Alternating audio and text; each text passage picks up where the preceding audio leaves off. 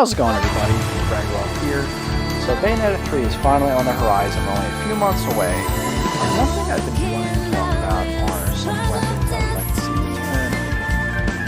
You know, obviously Bayonetta doesn't cry. I like to look at the weapons.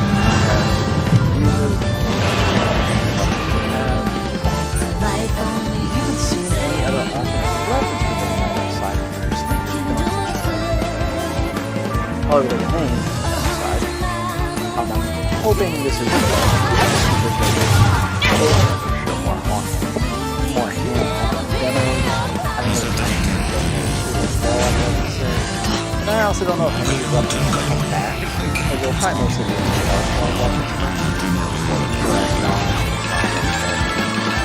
but, you know, it's fun to speculate. There are either a couple that do come back, and of course this could always be so let's get started. Number 10. So number 10 is Pillow Talk, or Bloody Moon for the Jean equivalent. Now honestly, a couple of these weapons on this list are really just kind of on here, just because I kind of wanted to end it at 10 and not a weird number. And that's kind of the case with Pillow Talk. Now, admittedly, there's really only two reasons I want this weapon to come back. It's because, first of all, I never unlocked in Bayonetta 1 just because it was pretty tough to unlock. And secondly, well, because I love lightsabers. I love kind of any kind of energy type weapon like those, so obviously I would like that to come back. And, you know, obviously if it did come back, I'd much prefer it have its own moveset. However, I guess if it did come back and Call Shreda didn't move back, if Call Shreda didn't come back, then I guess it would technically be unique in that regard. I don't think it's going to come back, but hey, if it did, awesome, and hopefully it'll be a little easier to unlock this time. Number 9. Undying, or for the Jean equivalent, Rusalka. So now again, this is sort of another weapon that's just kind of on here to just make it so we hit 10. I do like Undying, it is a cool weapon. But for the Bayonetta 2 weapons, it is probably on the lower end for me. And it is a little lower because it was kind of the replacement for Durga, and I actually like Durga a little bit more. Now, in terms of if Undying will come back, I highly doubt it will, because it seems as if there's always this elemental fire and, I guess, blue element weapon, for lack of a better term. Durga was Bayonetta 1, Undying was Bayonetta 2, so I'd imagine the third one will be another fire, and I guess maybe, I could maybe see wind being the second element this time. I don't know what the weapon would be, or maybe they would do ice and lightning. I would actually like to see that, an ice and lightning weapon, to be honest. But it seems like fire is always kind of a staple of that weapon type. So yeah, I mean, Undying was cool, just kind of a filler on this list, and I don't think it'll come back. Number 8. Or for the Jean equivalent, Samsa. So yeah, I'm sorry, this is sort of another kind of filler one, but Kafka was a very interesting weapon in Bayonetta 2. I mean, it was a bow and arrow that shot insects. That was definitely something. I mean, it was a little out of place. It was definitely a more gimmicky weapon than some of the other weapons in kind of a game like this. I will say, though, I do think it is a little more effective in Tag Climax when you're fighting alongside someone else. But it was a cool weapon. It just wasn't exactly one of my favorites in Bayonetta 2. In terms of it will come back, I don't know. I mean, I definitely feel like I see a lot of people say they weren't too crazy about Kafka, but it was also a very unique weapon. Maybe they could find a way for Bayonetta to use it for her feet this time. I mean, I doubt it. Yeah, it was a pretty unique weapon, so maybe it would come back. I just don't know how effective it was, and that kind of, I think, turned a lot of people off for it. I thought it was okay. It was just a little bit more awkward to use than some other weapons in the game. Number 7. Durga, or for the Jean equivalent, Kali. Now we're talking about the ones I actually do legitimately feel passionate about coming back. Durga was pretty much my favorite, or at least one of my main weapons in the first Bayonetta game. I think they were just really effective, really cool. I really liked the switching mechanic. It kind of felt like a mix of Ifrit and, well, there actually was never really an electric gauntlet in Devil May Cry, but I really like the electric element to it. As I said, like, it's just out of the two switching mechanic ones, I liked it a lot more than Undying, even though Undying was probably a more unique concept with the flamethrower or ice thrower. I just think Durga is just a lot cooler and more effective. I did a lot better with that weapon. And it's funny because I usually preferred the weapons in Bayonetta 2, but this was kind of one instance where I liked the Bayonetta 1 equivalent a bit more. Now, do I think Durga will come back? Well, just as I said with Undying, it seems like they kind of always, at least I'm assuming, I know it's only been a couple games, that they're going to find another weapon that kind of fits this sort of type where it's like a fire and another element, and you can switch between them. I personally think it'll be either fire and wind, or maybe they would do electric and ice and kind of give fire a break this time. I personally would prefer electric and ice if anything, but I guess we'll see what happens. Number 6. Aluna, or, well, actually, it's the same thing for Jean. They're both called Aluna. Aluna. But man, if you wanted to just hit everything in sight, well, Aluna was it. It was a pretty damn effective weapon. I guess you do get a pretty late game, so I guess it kind of had to be good. But it was so much better than the whip in Bayonetta 1. That whip was just poopy compared to this. You could put it on both hands and the feet. It was 2 whips. You just hit everything. It was just a really satisfying weapon, just tossing enemies around. Aluna was just an awesome weapon. No doubt about it. It's hard to say if it will return, as I guess both Bayonetta 1 and 2 did have a whip-like weapon. They just kind of upped the ante with this one, just added 2 and just a lot better. And I did also like that you actually did get it from beating a boss. It was a very, you basically obtained it like you did a weapon in Devil May Cry. Like, you beat the boss, and, I get primarily Devil May Cry 3, where you beat the boss and you get a weapon basically named right after it as well. So I really don't know if it will return or not. I'd want to say there will be some whip weapon. I don't know if it will be Aluna. I'm fine with just bringing it back. I don't really know how they can make it if they're just kind of increasing the number of whips, I don't know how they're going to make it 3. But I guess we'll see. But yeah, I will definitely miss Aluna if it does not make a return, though. Number 5. I think it's kind of funny, and I think it's kind of sad, that the dreams I've had of dying are the best I've ever had. Mad World. Number 5 is Salamandra, or the Jean equivalent, Agni. You kind of think they would have called one of them Agni and the other one Rudra, but never mind. So, yes, this was actually a very hard call between Salamandra and Aluna, which one would be higher. The reason why Salamandra kind of beat out is just because, well, first of all, I think chainsaws are just a little cooler than whips. Not to mention, we already had a whip weapon in the first Bayonetta wall. We didn't have a single, at least regularly used chainsaw weapon. I know there was, I think, the one chainsaw you got from the one demon angel for, I think, I forget what you call the torture attacks, but not the same thing. Not to mention the little thing where if you have it on her feet, she kind of does that sort of mech grinding skate thing, which is just really cool. But yeah, Salamandra is an awesome weapon. It is kind of a shame there's no wicked weaves for it, and I could be wrong about this. The moveset for it could have been a little bit limiting, kind of like, I guess, sort of like Undying, because I do feel like Salamandra is kind of the Undying.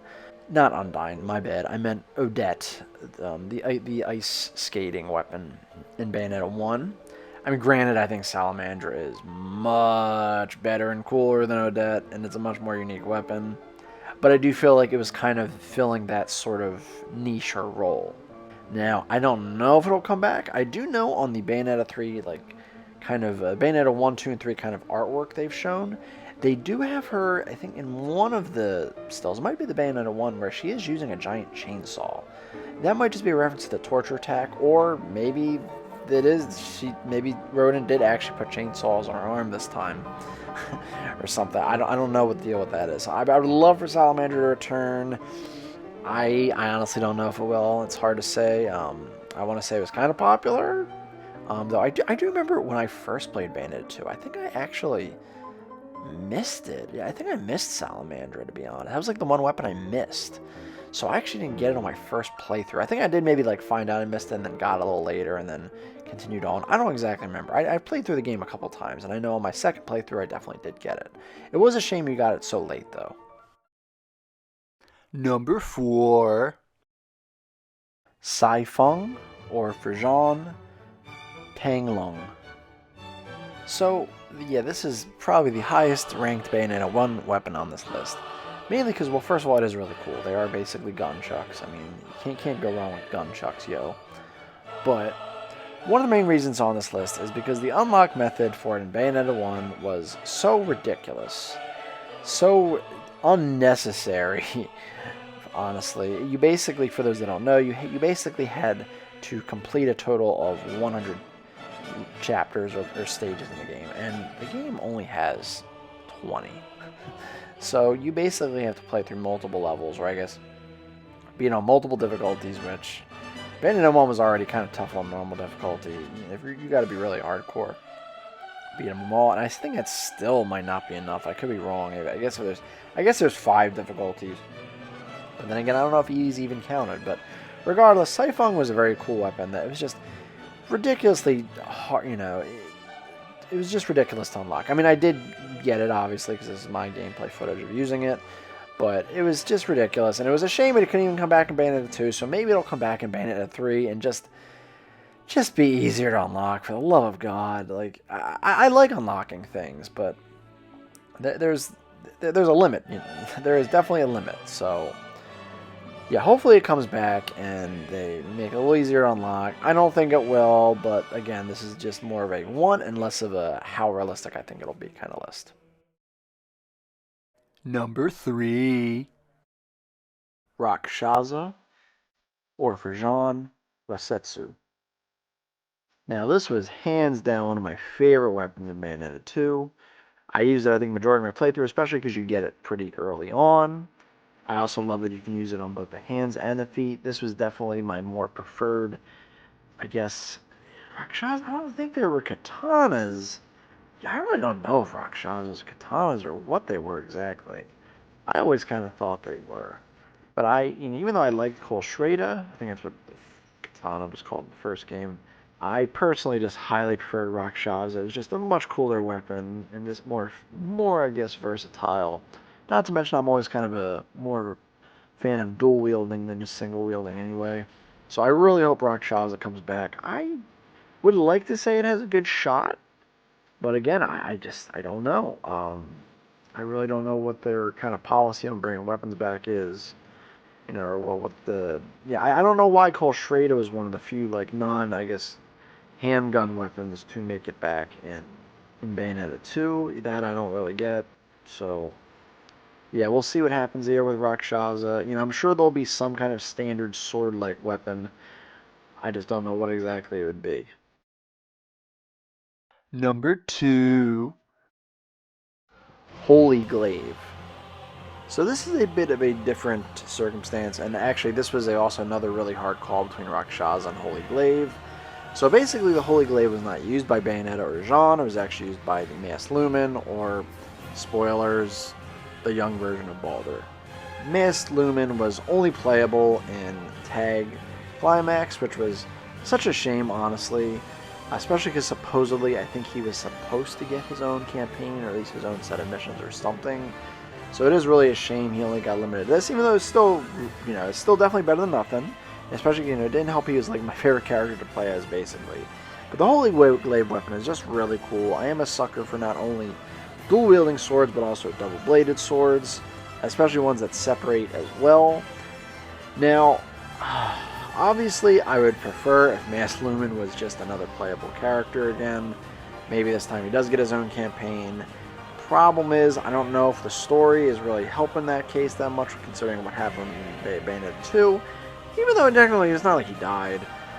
And, I think it's more so with a story direction, with kind of the more focus on the homunculi and, the Alphaverse, whatever, as opposed to kind of angels and demons. I just don't know if there's much of a place for Lumen Sage, or Masked Lumen Sage. I guess he could always just be playable in another bonus mode again. However, I would also be fine if somehow they got access to his weapon and, Bayonetta and Jean were able to use it. I'd be totally fine with that. Especially because if it mean it would get a more expansive moveset. Because the kick button for it, it was very cool what they did, but instead of just using the sword more, he would kind of summon the different elements from, I guess, the different, the higher ranked angels, whatever they were called, like Temperance and all of them. But, you know, obviously I'd much rather he actually be a playable character again, but I don't know how likely that is. I guess what they could always do, they could kill two birds with one stone. They could kind of do what they did with Cerberus in Devil May Cry 5, where they kind of upgraded it to King Cerberus and it had multiple modes.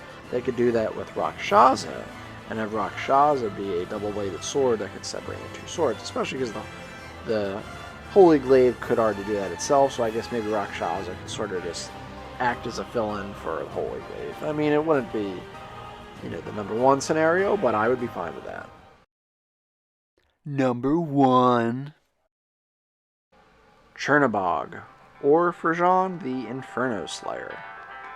So Charnabog, yeah, it's basically my favorite weapon in Bayonetta so far.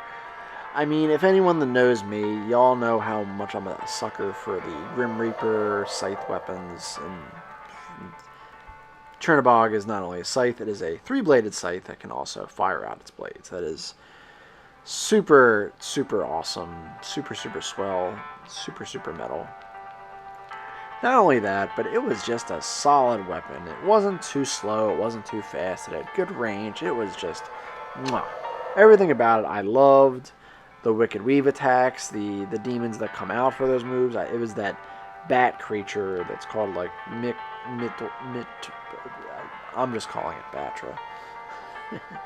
But it was just a very effective weapon. It really looked awesome. There was nothing wrong with it. It was perfect. It was, you know, my favorite weapon. You know, I used it majority of the time. I feel like that and Shaza were kind of my two main go-to weapons. You know, it would honestly be really a shame if it didn't come back. And I mean, I can't really think of a thing that would really fill in for it. And I don't really think it kind of replaced... It didn't really fill in for anything that was in Bayonetta 1 either, that I can recall. I mean, I know that and Taka Mikazuchi were kind of the heavier weapons, I guess. And I'm sure they'll have other heavier weapons again. I don't know what the hell they'd be. But hopefully Charnabog would come back. It would really be a shame if it didn't. But, you know, I guess I'd understand if it didn't, because they probably wanted to just kind of have a new arsenal each game.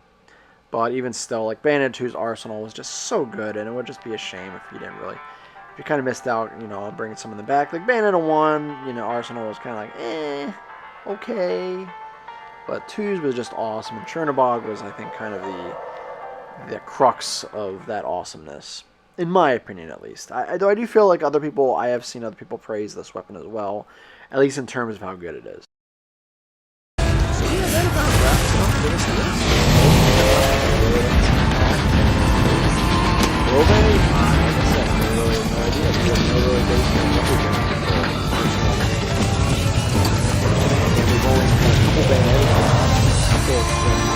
But again, they were returning from Bayonetta 1, and Bayonetta 1 just didn't have as much unique weapons, so maybe they'll have a little bit more motivation to bring back weapons from Bayonetta 2. Not to mention, I would like to say, my wishful thinking, that they'll actually support the game a little bit, so maybe if we don't have to do our missing